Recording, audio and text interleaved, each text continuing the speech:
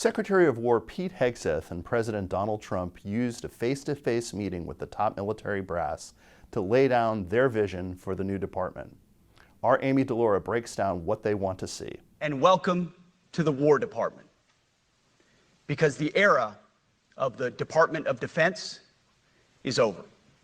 If you were a U.S. military officer anywhere in the world above the rank of colonel, you were commanded by your civilian bosses to show up in Quantico. From this moment forward, the only mission of the newly restored Department of War is this: warfighting, preparing for war and preparing to win.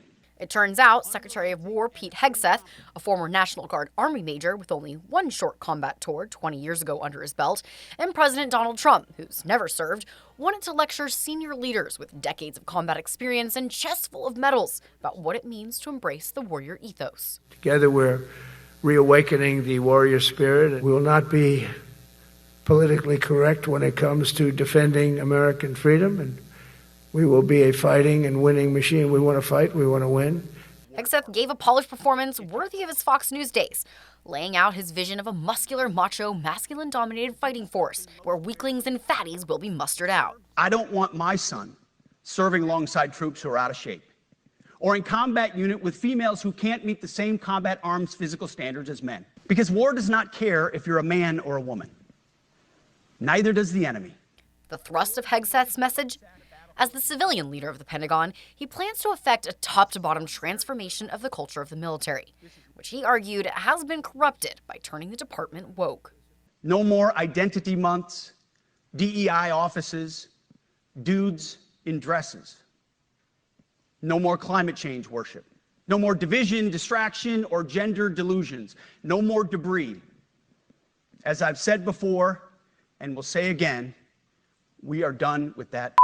In his zeal to root out any vestiges of diversity, Hegseth seeks to promote the opposite, an inclusivity in the form of military culture that is separate and distinct from the rest of America. The era of unprofessional appearance is over. No more beardos. The era of rampant and ridiculous shaving profiles is done.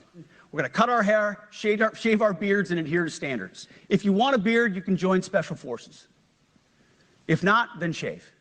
Hegseth envisions a lean, mean fighting machine where men are clean-shaven, their physiques are perfect, and working out is a daily requirement. Frankly, it's tiring to look out at combat formations, or really any formation, and see fat troops. Likewise, it's completely unacceptable to see fat generals and admirals in the halls of the Pentagon and leading commands around the country and the world. It's a bad look. While critics of Trump imagined this meeting would mount to the Red Wedding, a mass purge of senior officers, that did not materialize, though many were asked to walk out the door if they don't agree. But if the words I'm speaking today are making your heart sink, then you should do the honorable thing and resign. And if you don't like what I'm saying, you can leave the room. Of course, there goes your rank, there goes your future. The Trump administration has made it clear. The time for non-compliance or malicious compliance is over.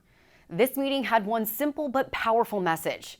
It's time to get on board or get out. I'm Amy DeLaura for Washington Examiner.